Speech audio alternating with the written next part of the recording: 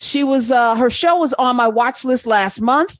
It is called Special Forces, World's Toughest Test. Lamont was actually engaged in that particular one that I talked about. And now joining us, I just saw you tapped out though, but I'm welcoming her back. You know her from The Housewives of Atlanta. You know her from Dancing with the Stars. You know her from you've done some other things as well. Let me welcome the one and only, Miss America. I think it was Miss America as well. Yes. Miss USA. All right. One of those misses that beautiful. Kenya Morris here. The only miss, Sonny. The only miss. The only miss you need to know. Miss USA. Wow. Come on through. I ain't mad at you. All right. Welcome. Welcome back. Thank you. I was like, why did you need to do this? So for those of you that don't know, this is like special forces training. You got to rappel off of a mountain. You get dunked underwater for so many seconds in a truck. You get set on fire. I was like, wait, but here's where you lost me. Y'all are in barracks and you got to go to the bathroom outside and take a shower. I was like, that's when I was like, nah. Yeah, that's where they lost me too. But unfortunately, I was already there. And once I committed, I was like, well, I have to do this. So I just figured out creative ways to go. But I did not. Hold on. I did not go. What does that even mean? Time out. Wait a minute. You didn't know? You didn't know before that? No, they actually said, I said, well, will there be plumbing? And they said, well, yeah. And technically the shower was a hose. Oh, well, it wasn't like so technically maybe you can consider that plumbing as a stretch. But when it came to the toilets, the outside toilets, aka the buckets, no, that's not plumbing. They got me on that one. So what's a creative way to go in that environment? Not there. That's all I'm going to say. It's not in those nasty buckets. That is a community buckets with the community flies and the community nasty things, everything that I could not do it. My stomach could not do it. Yeah. No, I couldn't do it. There was one scene where 6'10" what's his name? Dwight Howard. Yeah. Literally can look over both sides. And I think there was a young lady going I was like, this is not, no. And actually they cut out him showing her what he had just deposited in the bucket. And that's what she screamed and ran out of her little little box. So it was pretty tough. He's a great friend. A great friend, right?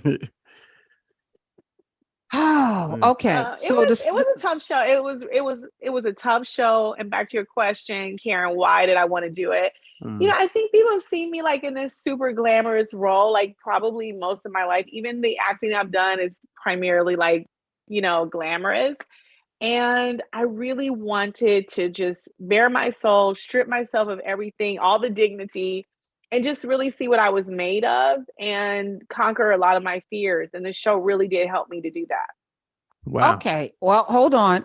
You didn't strip yourself of everything because you still had lashes. I had the lashes. I'm dying in these lashes, honey. They're gonna bury me in lashes. Are they like sewn in? Like I was like, how's the lashes staying on? I'm not a doll. You cannot sew in lashes. Okay, because they set you on fire, and I was like, they gotta cover them lashes with all of the gel because the first thing's gonna ignite.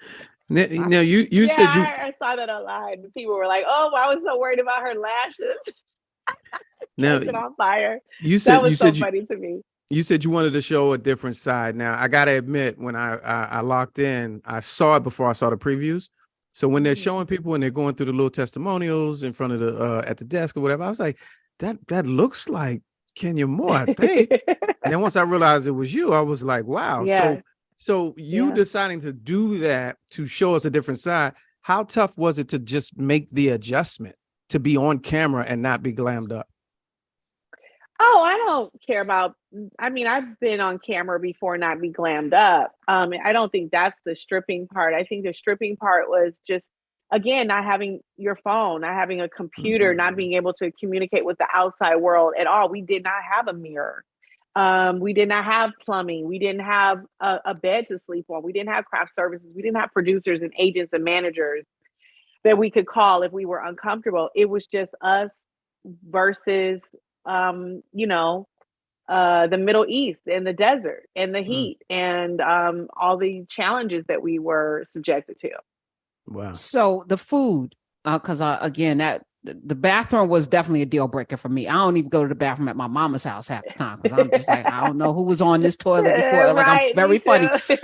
But the food, though, like y'all would look like y'all were eating some nasty stuff, and so I wanted to understand that. They pretty much starved us. We were probably given an 800 a day calorie diet, and you know we were doing those challenges 3 a day. So we would get up at 4 o'clock in the morning, sometimes 5. We like be yelled at. You cannot go and take a shower and brush your teeth and all that. It's like, you know, recruits. And then as soon as they yell recruits, you have to jump up, be in all of your gear, your backpacks, and you have to be on the little rocks that were outside. So it was like you didn't have time to think about anything else but what was ahead of you. But it really gave me a lot of clarity when I was out there. I've never been so steely focused in my life. And if you watch the show, you never saw a crack, you never saw anything. And I have been dealing with the knee injury, which eventually is what took me out since Dancing with the Stars. And it was reactivated because we were running everywhere in the desert with those boots on, with those 35-pound backpacks on us everywhere, up mountains. As you saw that one day, we had to go up 25 flights of on a tower, running with those backpacks on, up 25 flights. Wow. So the knee was like, yeah, bitch, you tried it, you know. You tried it. I'm done. And what they didn't show is that it was bothering me after about the 3rd day. I was icing it. I was getting medication for it. You could see me screaming, you know, at night. Like, it just would not give me any break. But I kept pushing through. So finally, when it was like the size of a grapefruit, and I'm icing it and nothing is helping it. And then it got to a point where I couldn't even walk, let alone run up mountains or in the sand. So I was just like, once he was like, when we went outside and there were like some like I couldn't jump to get up. It was just a lot of stuff. And I was just like, okay, yeah. I'm not going to be able to do this. No, I don't know. Okay. Kenya Moore is here. Special Forces we're talking about, not Atlanta Housewives, and I'm not going to talk about Atlanta Housewives. So. World's toughest test. I predicted that you were playing possum because it was an episode where they told you to rank yourselves, and you put yourself towards the back, and I was like, "Oh, Kenya playing possum? She at the back. She playing possum. I know she played because I know physically. I saw what you did on Dancing with the Stars. I was like, she playing because when you do that, then they're not going to expect much. Were you doing that, Kenya Moore? I actually wasn't, because everyone around me was an Olympian, a professional athlete. They were, some of them were half my age. So I was like, well, I know I'm mentally tough. If you give me a mental exercise, I'm going to kill it all day long because I have that kind of mental strength. But if it's about physical challenges, I was like, well, I mean, Dwight Howard played in the NBA just last year. You had Danny Amendola, who was Tom Brady's running back. So I'm just like, I'm not going to put myself up there. So I humbled myself and really tried to assess where I really thought I was. But as time went on, I realized I'm a lot stronger than I knew I would be. Did they show any like mercy, or was it just a realistic experience from start to finish? Nope. The men and the women did the same thing. And I thought that was unfortunate too. Oh, wow. Because even everything, the swimming, the backpacks weighed the same. So mine was 35 and Dwight's big ass, his was 35. Oh, 35 that's pounds. Not fair. That's not fair. It's not fair, but that's I guess that's what it's like in the military. They can't say, okay, well, you're a girl, so we have to take off 20 pounds of your backpack. Yeah. The stuff that you need is everything that you need. And if you can't carry it, then you don't belong in that. You don't belong. How many episodes did you last? 7. She got to the 7th place. So how was that in real time? How long was that in real time? Oh, like how long were you there? 9 days, something like 8, maybe 8, 9 days. Yeah. All right. Yeah. Who was the smelliest, Kenya Moore?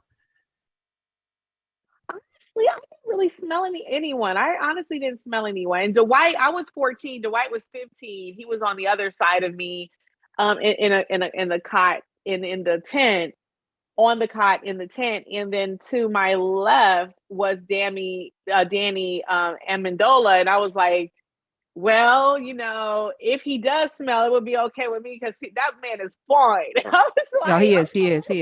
I he saw is so Dwight was fine. farting though. Dwight was farting a lot. He was doing that Yes. the whole time. He was doing that I the saw whole one of time. those. I was just like, yeah. I mean, anytime he got a chance, and he would just be so proud of it. Yeah, that 12-year-old. Yeah. Was Scaramucci as annoying as he appeared to be? Like, he absolutely annoyed the hell out of me.